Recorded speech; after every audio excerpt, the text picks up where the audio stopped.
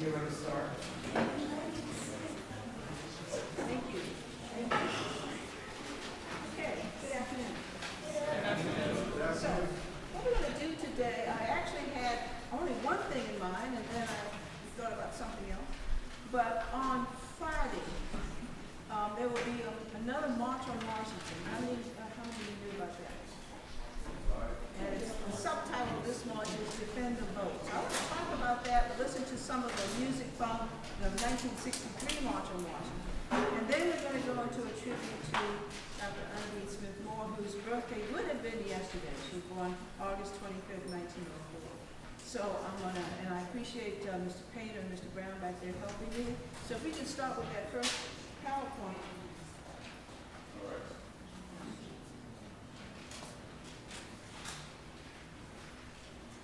Yeah. Civil rights and the vote. Okay. Can you see that okay? Okay, you can go into the next one. Can we lower the lights a little bit? Yes, sir.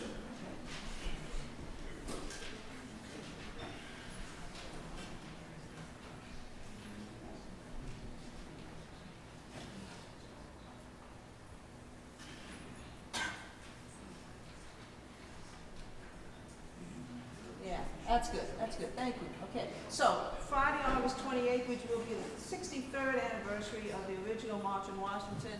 And this one is being led by Al Sharpton and his group, the National Action Network. Okay, you can go on to the next slide. So, we will gather on the National Mall in D.C. for the March on Washington, defend the vote.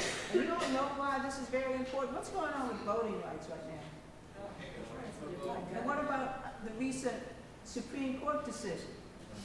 Mail-in ballots, So this is a very important situation we're running into. So we march because the work is not finished. You go ahead. We march to defend the vote because voting rights are under attack. And the protections generations fought, bled, and died for are being weakened. We march to defend civil rights because attacks on diversity, equity, and inclusion. DEI, you know what's going on with that. Attempts to roll back access, opportunity, and representation. We march for economic justice because that first March on Washington was about jobs and economics, okay? Because too many families are still fighting for fair wages, affordable housing, equal opportunity, and a fair chance to build wealth. This is not just about one election. This is about whether our democracy will protect all of us. This is about whether the promises of 1963 will finally be made real. This is about standing together across generations to say we will not go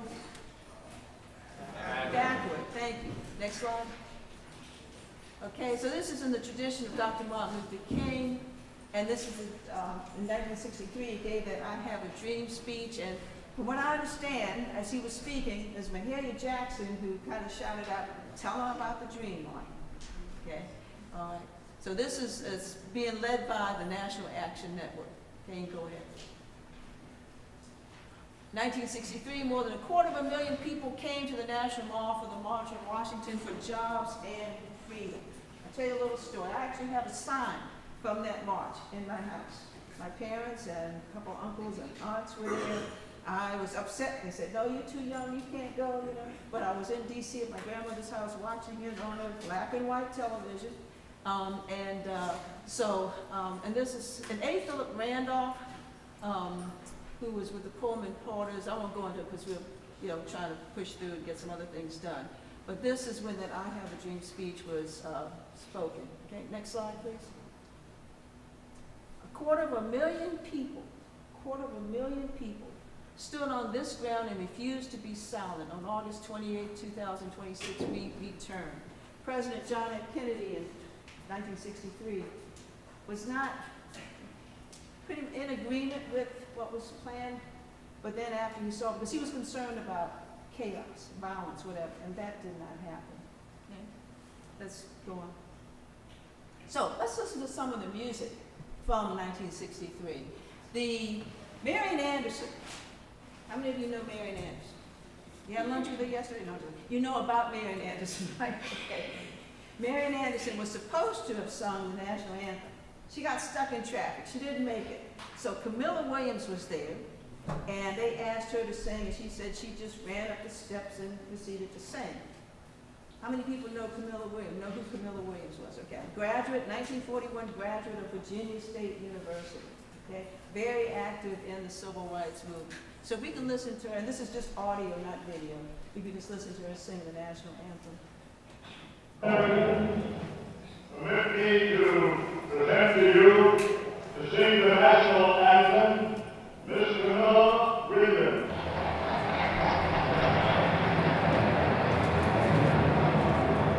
Thank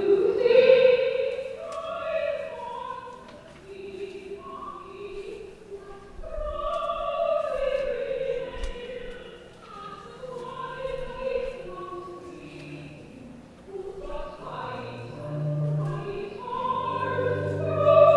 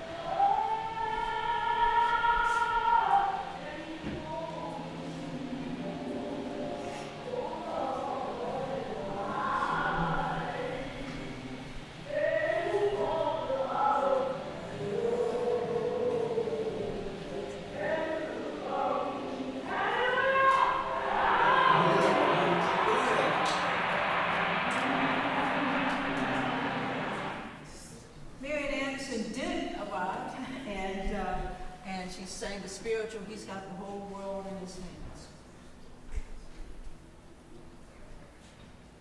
He's got the whole world in his hands. He's got the big round world in his hands. He's got the wide world in his hands. He's got the whole world in his hands. He's got the wind and the rain in his hands. He's got the moon and the stars in his hands. He's got the wind and the rain in his hands. He's got the whole world in his hands. He's got the little bit of baby in his hands. He's got the little bit of baby in his hands. He's got the little bits of baby in his hands. He's got the whole world in his hands. He's got the only brother in his hands. He's got the only sister in his hands. He's got the only brother in his hands. He's got the whole world in his hands. Oh, he's got everybody in his hands. He's got everybody in his hands. He's got everybody here. Right in his hands. He's got the whole world in his hands.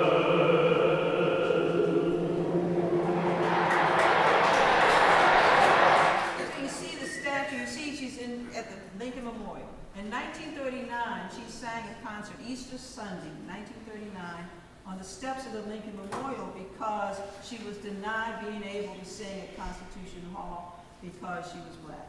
Okay? And actually, I don't know what space could have held her, all the people who wanted to hear on that Easter Sunday, but that was in 1939.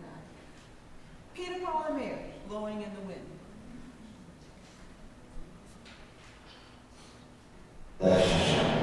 Now,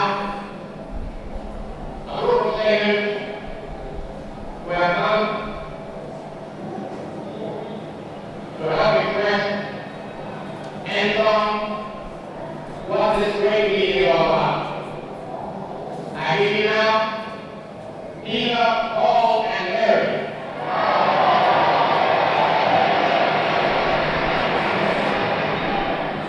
Sorry to say, and I had an epiphany. Looking out of this ordinary window, and I truly believe at that moment it was possible that human beings could join together to make a positive solution.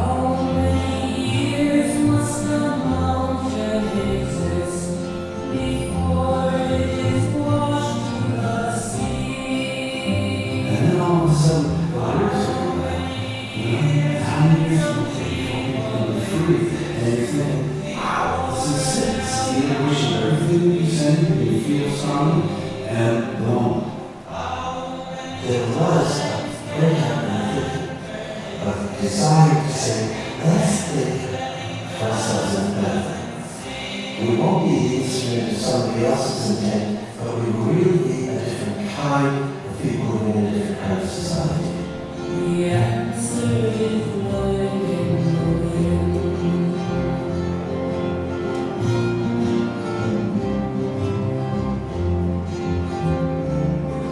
The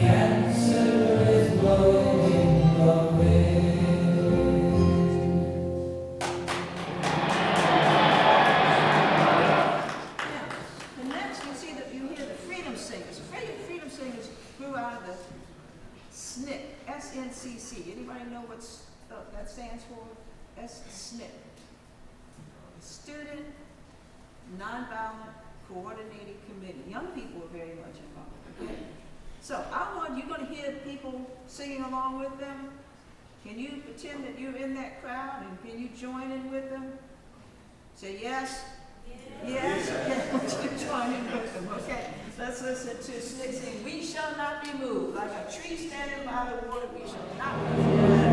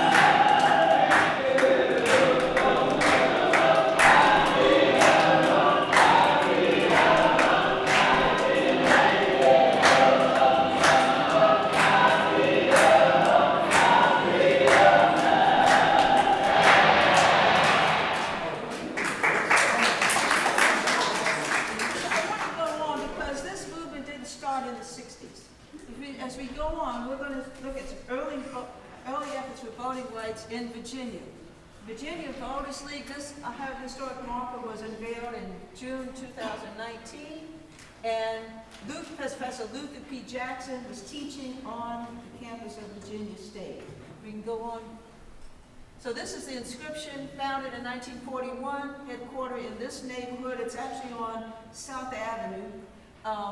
Was a federation of local organizations that advocated for African American voters. So Luther P. Jackson would go to the office. He was one of the few people on campus who even owned a car.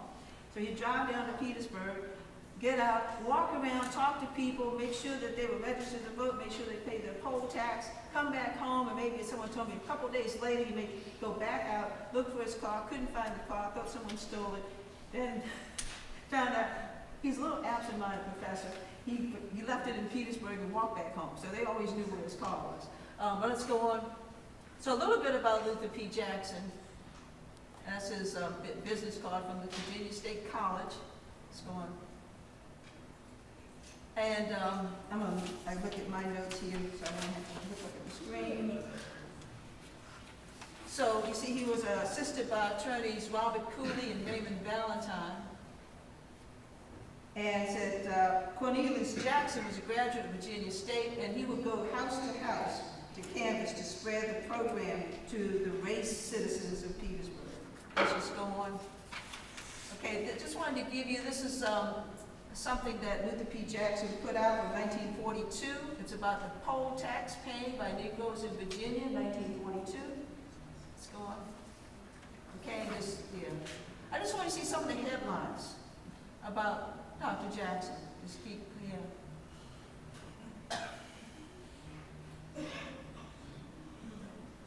Very active.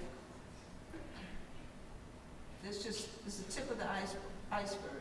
And he would ostracize people. You didn't pay your poll tax. He would make you feel badly about that. Let's keep going. Okay? And this is kind of a lengthy article, but I just read this man is congratulating, said his fellow columnist and friend Luther P. Jackson on 25 years of service to Virginia State College, to the NAACP, to the Association for the Study of Negro Life and History, which was founded by Carter G. Woodson. Okay? And he's the most valuable Negro leader in Virginia. that rare combination of scholar and man of the people, an able historian, a practical leader.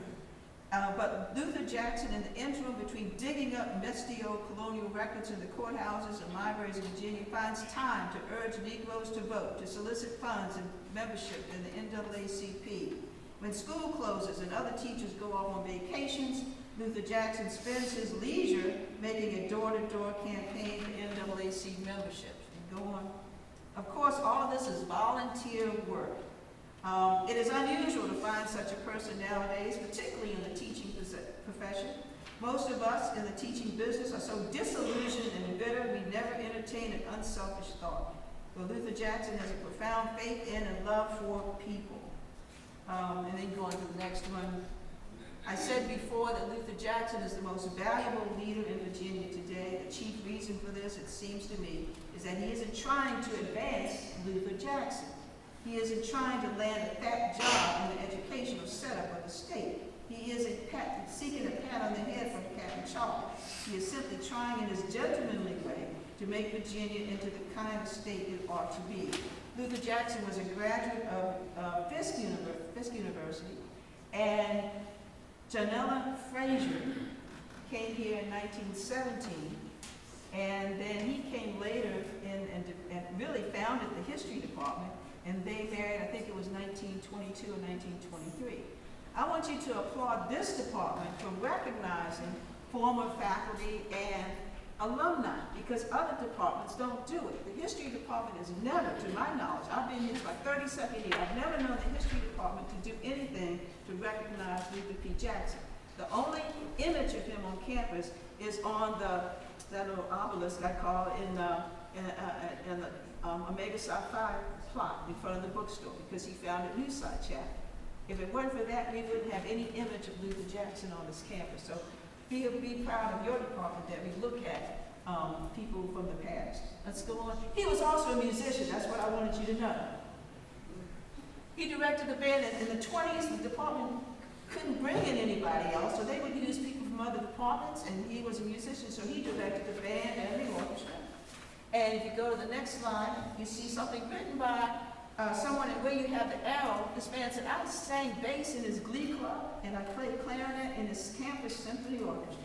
For him, I learned how to develop an appreciation of the masterful melodies of Handel and Bach, Mozart, and Schubert. I learned to recognize the symphonic progressions of Gounod and Chopin, and to pick out the unique harmony patterns of Det, Burley, that's misspelled, and Johnson. Okay? And then the last slide for this, in Petersburg, he had a 100-voice community chorus. This is 1940, and it says this is the 7th annual appearance. Now, it was at an old armory. The concerts were held at an old armory, and the chorus members were black, but the audience was both black and white, but blacks on one side, whites on the other, and I can't find it now. I don't know who has it, but there was a photograph I saw of the audience, and they were just obviously separated in the armory. But I want you to know he was a historian, he was a civil rights activist, and he was a musician. Okay, so I just want you to know about Luther P. Jackson. So I'm going to conclude there about civil rights and the vote, and see if you can. I don't know how much is going to be televised about the march on Friday, but I want to move on along so we have plenty of time. So I realized, because it was Undine Moore's birthday yesterday, so I want to do a little tribute to her. Undine Moore started teaching here when it was Virginia Normal and Industrial Institute in 1927, and she retired from Virginia State College, but university yet, in 1972, known as the Dean of African American Composers. So to make sure we have enough time for everything, I have a PowerPoint that will loop with images of her and some articles. And Dr. Robertson was kind to allow the concert choir to perform for you today. So if you want them to get in place.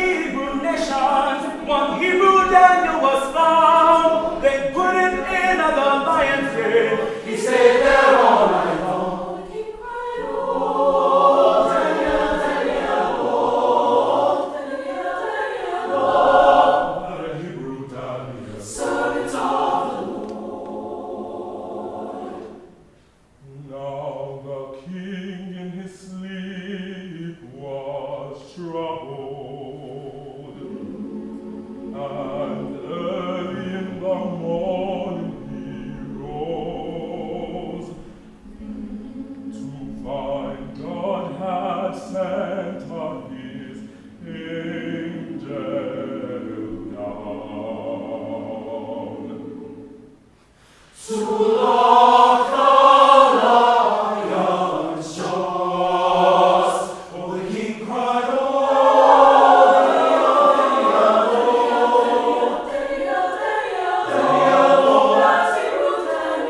servants of the Lord. Oh, the king cried, oh,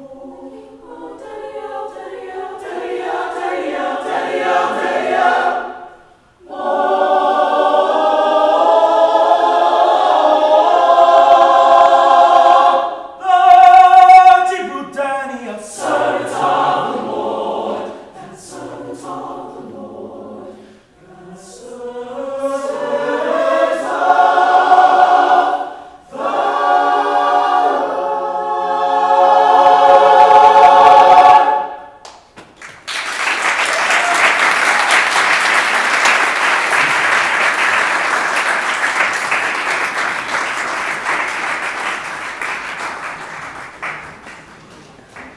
There's a little story to the next one. Okay? I had a book of music by Billy Taylor in my office for years. And one selection in there was titled For Undine. I'd never heard it before. I found one performance on YouTube, and not too sure about that. So when we were preparing for the World of Distinction program for May 15th, before that, I asked Dr. Massica if he would be interested in learning it. It took me a while to find the music again because it was right where it was supposed to be. Okay? And he was gracious enough to learn it and perform it. So this is by Billy Taylor, who was one of his students. She graduated in 1942, and it's titled For Undine. So let's welcome Dr. Massica.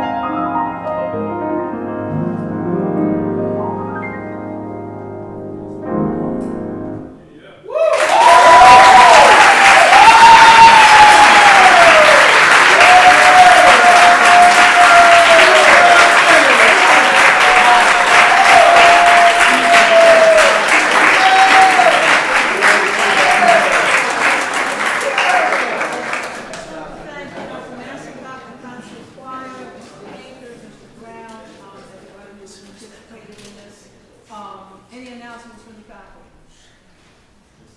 Okay, if not, make certain that you check Banner to make certain that you have the right classes, if you have your apply, your ensemble, everything. Because the deadline was really Friday, but I think we can still make some changes. Okay, we will have student performance next Wednesday. Yay! All right. Have a good day.